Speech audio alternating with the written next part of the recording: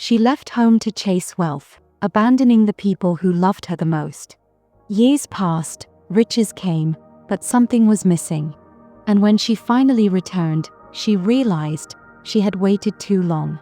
Will regret be her only companion, or is there still a way to make things right?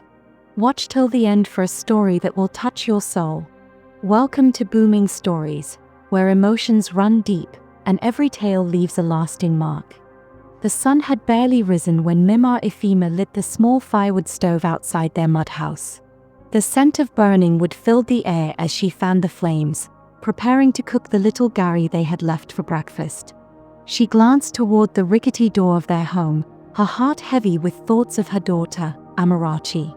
She promised she would never leave us behind, Mima Ifema murmured under her breath, stirring the pot absent-mindedly. Did you say something? Her husband, Papa Ifema, asked, his frail voice breaking the silence. He sat on a wooden stool, his wrinkled hands resting on his knees, eyes tired from years of laboring under the harsh sun. I was only thinking about Amarachi, she whispered, her voice thick with emotion.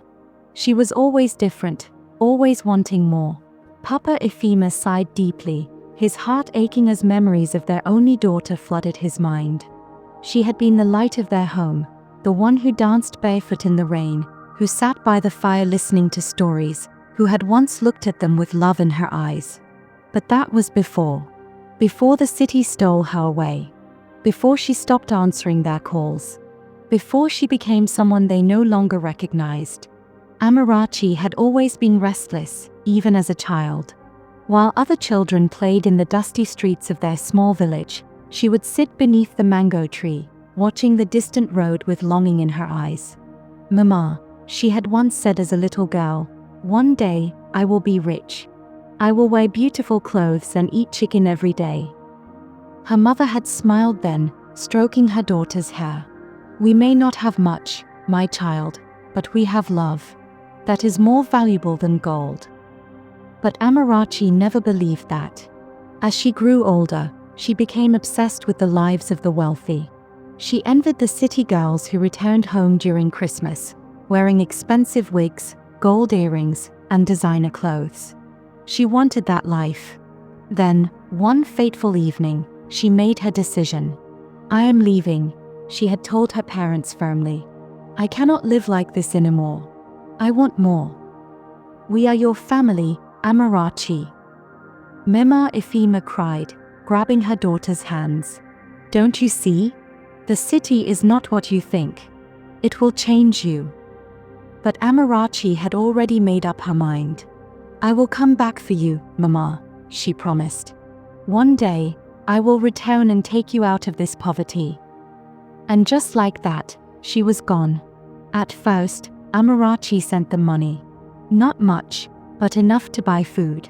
She called occasionally, her voice full of excitement as she spoke of big buildings, flashing lights, and wealthy people. Mama, Papa, I told you I would make it, she said one day over the phone. But over time, the calls became less frequent. Then, they stopped altogether. Mima Ifema and Papa Ifema still tried to reach her, but her number had changed. They asked around, searching for news of their daughter, but no one seemed to know where she was or what had happened to her. Had she forgotten them? Had she found a new family, one richer, one better? The pain of not knowing was worse than death. Years passed. Their home became even more broken. The roof leaked when it rained. Their bodies grew weaker. Yet, every night, Mima Ifema sat outside, staring at the road, waiting for her daughter's return. She said she would come back, she whispered, as if saying it enough times would make it true. But Amarachi never did. One day, while returning from the market, Mima Ifema overheard some women gossiping. Did you hear about Amarachi? One of them said. Her heart jumped. She hurried closer. My daughter. You know her. The women looked at her with pity. Yes, Mima Ifema. Amarachi is rich now. Very rich. Mima Ifema's breath caught in her throat. Then, why hasn't she come home?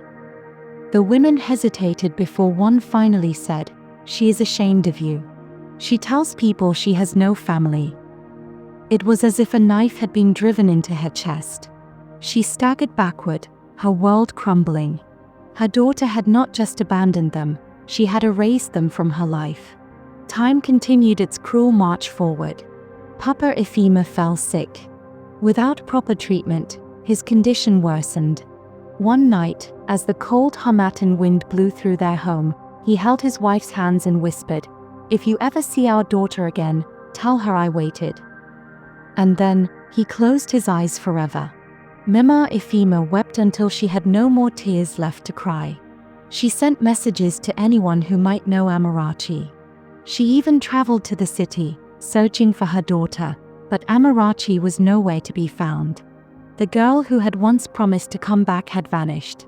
And so, Mama Ifema returned to her empty home, sitting alone every evening, watching the road, waiting for a daughter who would never return. One day, after many years, a black SUV pulled up in front of the house. The woman who stepped out was barely recognizable. She wore expensive clothes, had long, polished nails, and carried a designer bag. It was Amarachi. But she had come too late. Her mother, the one who had waited for her all these years, had already been buried beside Papa Ifema. Amarachi fell to her knees, sobbing, but there was no one left to hear her cries. The house was silent. The only sound was the wind blowing through the trees, whispering the names of the parents she had forgotten. And just like that, the daughter who had left in search of wealth had finally returned, only to realize that she had lost everything that truly mattered. Amarachi sat on the ground, trembling. The dust from the dry earth clung to her expensive dress, but she did not care. Her heart pounded as she stared at the small mound of earth before her. Her mother was gone. Gone before she could say, "I'm sorry." Gone before she could make things right. Tears streamed down her face as she reached out, her fingers tracing the wooden cross that bore the name Ifema Nwosu. Beneath it, her father's grave lay beside her mother's. A low, painful wail escaped Amarachi's lips as she clutched the cross, her body shaking. "Mama. Papa. I came back," she whispered. "I kept my promise, but I came too late." She had once believed that money could fix anything. That one day, when she was ready, she would return and lift her parents from their suffering. But she had waited too long. And now, the home she had dreamed of returning to was nothing more than an empty shell. The realization was unbearable. Amarachi felt a shadow loom over her. She looked up to see an elderly woman staring at her, her arms folded across her chest. It was Mema Nkechi, her mother's closest friend. "You have finally returned, Amarachi," the old woman said, her voice laced with disappointment. Amarachi lowered her head, shame washing over her. "Mema Nkechi, I didn't know. No one told me." "No one needed to tell you," the woman snapped. "You should have known. You should have come home, not when it was convenient, but when it mattered." Amarachi swallowed hard. She had no defense. "I searched for them," she tried to explain. "I sent people to look for them." Mema Nkechi scoffed. "And yet, you never came yourself." The word struck her like a slap. The villagers had gathered now, watching her with unreadable expressions. Some with pity, others with silent judgment. "They waited for you," a younger woman said softly. "Your mother never stopped waiting." Amarachi buried her face in her hands. Why had she let so much time pass? How had she convinced herself that there would always be time? That night, Amarachi sat alone inside the tiny house that had once been her home. The air smelled of dust and abandonment. The roof had holes, the walls were cracked, and cobwebs hung in the corners. She walked slowly through the rooms, running her fingers over the wooden bed frame, the old cooking pots, the faded pictures on the wall. Her childhood was here. Her mother's laughter, her father's wisdom, the warmth of family. But now, all that remained were ghosts of the past. She sat on the floor, hugging herself as sobs racked her body. For years, she had convinced herself that her family would understand, that they would wait, that they would forgive her absence. But life did not wait. People did not wait. And now, she would have to live with the emptiness she had created. The next morning, Amarachi stood outside the house, watching the sun rise over the village. She had failed her parents, but she would not fail their memory.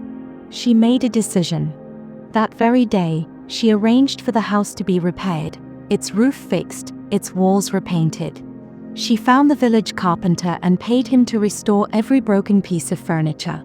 She asked the elders what her parents had wished for before they died. They told her about the well that had dried up, the school that needed repairs, the poor families her mother had always tried to help. So she gave. She built a new well. She funded the school. She set up a foundation in her parents' names, ensuring that no other child in the village would ever have to leave their home in search of a better life. It was not enough to bring them back, but it was the only way she knew how to make peace with the ghosts of her past. Before she left, Amarachi returned to her parents' graves. She knelt down, placing a bouquet of fresh flowers beside the wooden crosses. "I don't know if you can hear me," she whispered, her voice breaking. "But I'm sorry. For everything." The wind rustled through the trees, whispering through the empty spaces of her heart. She closed her eyes, letting the silence answer. And then, with a heart heavier than she had ever known, she rose to her feet and walked away, leaving behind the girl she had once been, and embracing the woman she had finally become. Amarachi did not return to the city immediately. She remained in the village, living in the home she had once abandoned. The days passed slowly, filled with the echoes of memories she could not escape. She walked the same narrow paths she had once run barefoot on as a child. She sat beneath the mango tree where she had dreamed of a better life, now realizing that better had never meant leaving behind the people who loved her. She spoke to the elders, the same ones who had known her as a little girl, and listened to their stories. They told her how her mother had carried baskets of fruits on her head to sell in the market, hoping to save enough money to buy her a new dress. How her father had worked on strangers' farms under the scorching sun just to afford the school fees that Amarachi had once complained were too small for her dreams. Each story was a dagger to her soul, each memory a reminder of the love she had traded for wealth.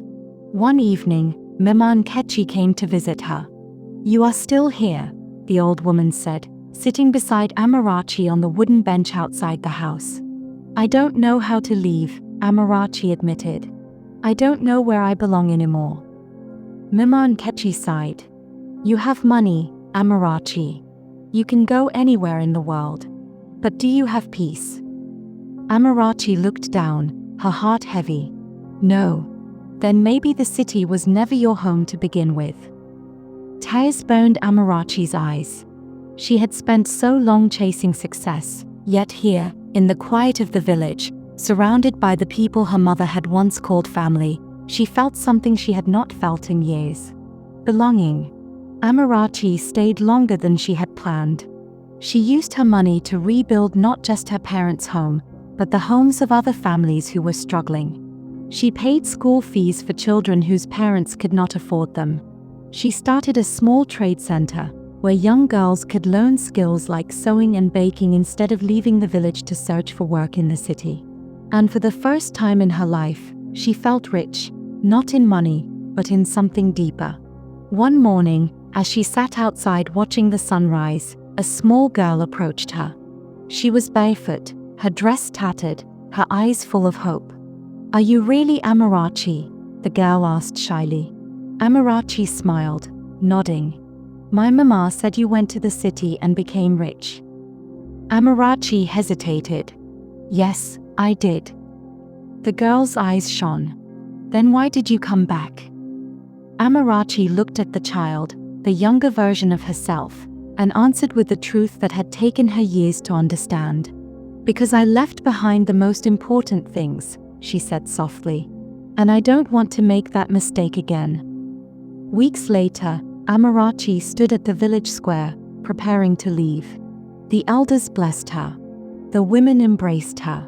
The children she had helped ran up to hug her, their tiny hands grasping at her dress. She was not the same person who had returned weeks ago, broken and ashamed. She was different now. And as she stood by her parents' graves one last time, she whispered a promise to them. "I will make you proud," she vowed. Not with money, but with love. Then, with tears in her eyes and peace in her heart, she walked away, no longer the girl who had abandoned her home, but the woman who had finally found it again. Some mistakes can never be undone. Some losses can never be replaced. Amarachi learned this the hard way.